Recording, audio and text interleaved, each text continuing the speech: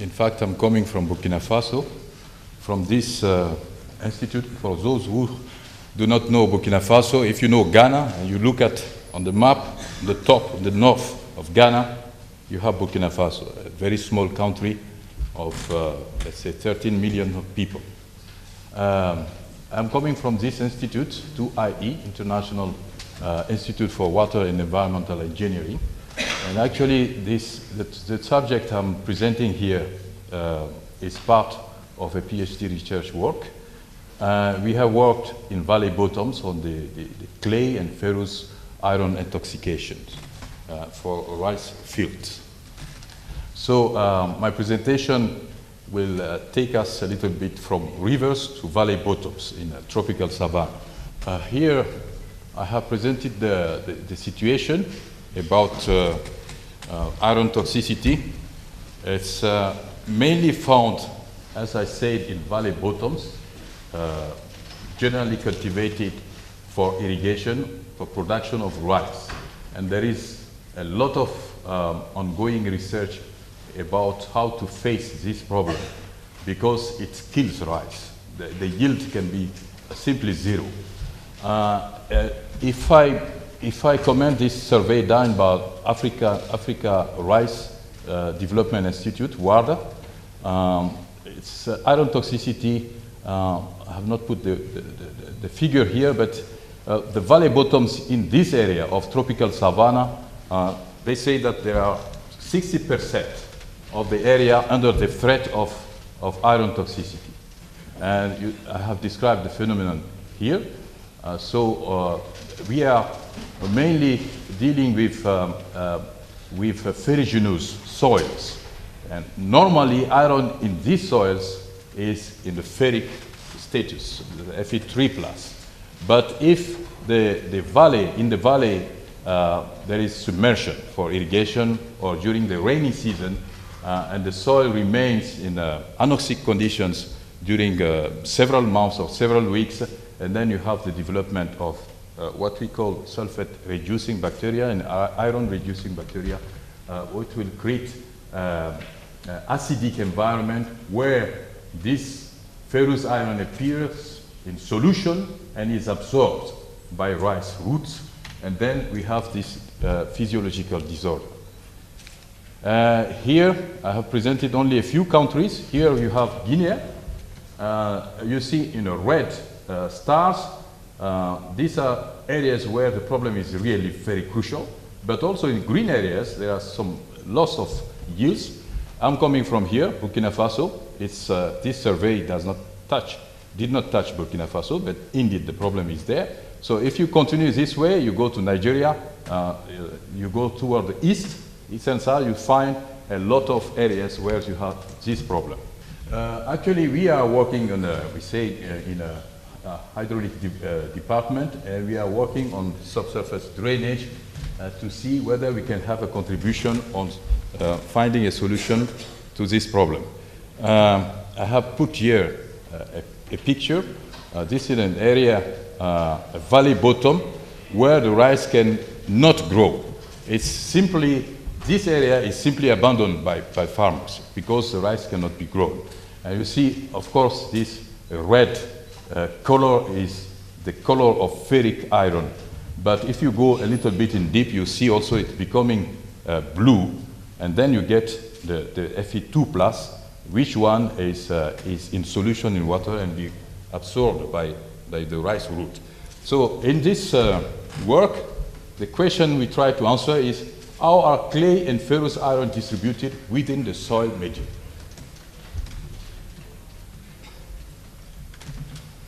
The area is, of course, Burkina Faso. Tropical savanna is in blue, light blue here, so all this area.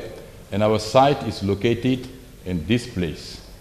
It's an irrigation farm of 16 hectares. The coordinates are here.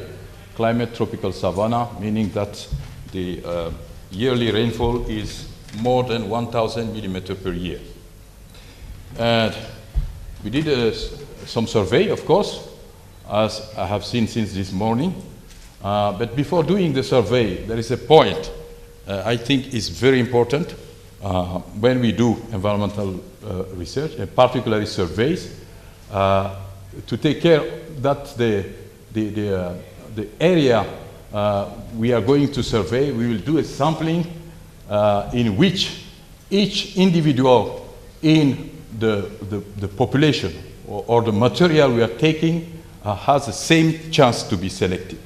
That's why we have done here a randomized block sampling, because we suspected that if you take the slope, the longitudinal slope is in this direction, we suspected that the clay deposition and iron fixation in the soil will be different if you are upstream or in the middle or downstream. And we have suspected also that it could be different, that it could be that there is a gradient that on the left bank, that is here, in the middle and the right bank, there is also a gradient. And this is important when we do sampling, so that we have all the figures and then we can make comparison.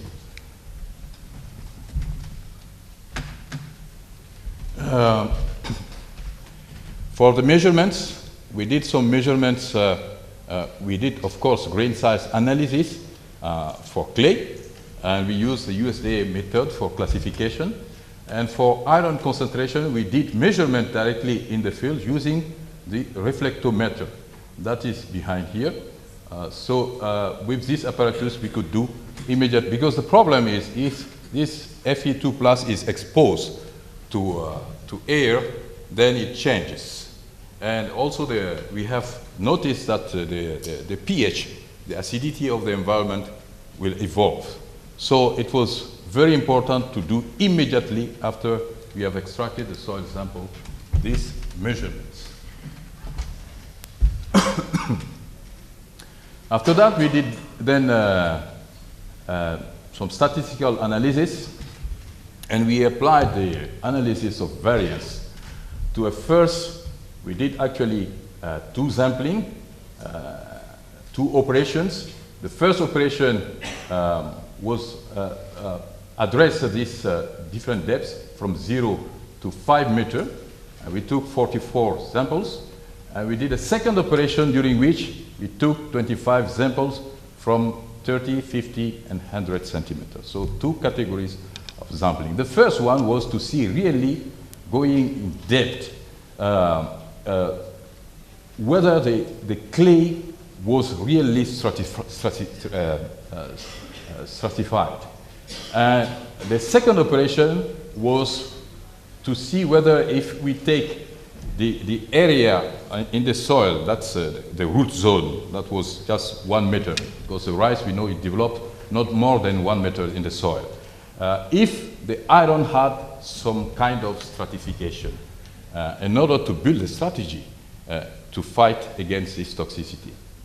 And our hypothesis were then the clay percentage is not stratified. And these are the nil hypotheses. We say that also the ferrous iron concentration is not stratified. And we try to see whether through statistical analysis this is true or not. But you can notice here that we have not applied the analysis of variance in the case of the iron, because we notice that the variability, the variances were very important here. That also the underlying population was not a normal distribution. So we could not apply this ANOVA test. We take Kruskal-Wallis non-parametric test. If you look at here, this basis statistics from the 44 samples, we see here from 0 to 100, 100 to 200, etc., till 5 meters. We did here 25 observations. Here, actually, the ANOVA test is not very sensitive to the number of samples taken from each depth, but it's very sensitive to the variances. We look at the variances; they are quite equivalent for at least these 4 first depths in the soil. So you have also here the standard deviation. If we do the box plot, you can see this figure here. It appears that they are not equivalent. If you go in depth, the clay percentage is reducing. Now, is it really significant? Can we say that despite of the fluctuation due to chance, there is a difference in clay percentage if you take depth 30, depth 100, if you compare that, for example, to depth 200 to 300 centimeters. So we did the ANOVA test, and we come out with these figures that you see here. This is the Fisher number, and this is the p-value. This p-value is much smaller than 5%. That's the figure we generally find accepted by statisticians. And this means that we have less than 5% chance to make a mistake if we say that actually the clay percentage in the first meter is different from the other horizons in the soil. If you compare to horizon 200 to 300 meter, you see that there's still, this difference is not so obvious. But the underlying layer of soil from 100 to 200 is definitely different. And if you go down, down, down, you see also it's clearly different. So from this analysis, we have the evidence that the clay is mainly concentrated in the first 100 centimeter topsoil. Now, how about iron? Iron is, this is not an ANOVA test, it's Kruskal-Wallis, but from the box plot already, what we notice is that the iron concentration is more than 1,000 milligram per liter in the top 30 centimeter. And if you go on, already in 50 centimeter in depth, this concentration drops to less than 100 milligram per liter. It remains around this value if you go 100 centimeter further in the soil. So this is, for us, this was interesting because we thought that the ferrous iron was concentrated quite uniformly in the root zone.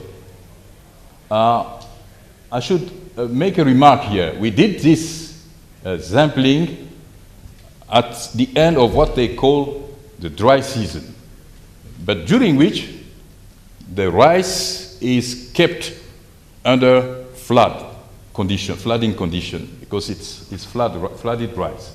It's irrigated. But even though there was a presence of water on the surface of the soil, ferrous iron was mainly concentrated in the top 30 centimeter soil. And this is confirmed by the Kruskal-Wallis test, where we have this p-value that's also less than 5%. And then, if you look at that, we say that if it's so, that we recall the different value here. If it's so, then in the case, at least in the cases of valley bottoms, where you have this phenomenon of concentration of iron, and this is very easy actually to detect with a survey, on the topsoil, it is possible to remove this 30 centimeter and replace it by a less contaminated soil. This is a possibility. Another possibility is to maintain, because there, what they do, there is a slight dry period between two irrigation campaigns, something like 2 months, during which evaporation occurs. And we think, actually, because this iron concentration was not located in one area, it was all over the valley bottom, and then we thought that it was due mainly to evaporation, that this concentration, this higher concentration in the topsoil could be explained.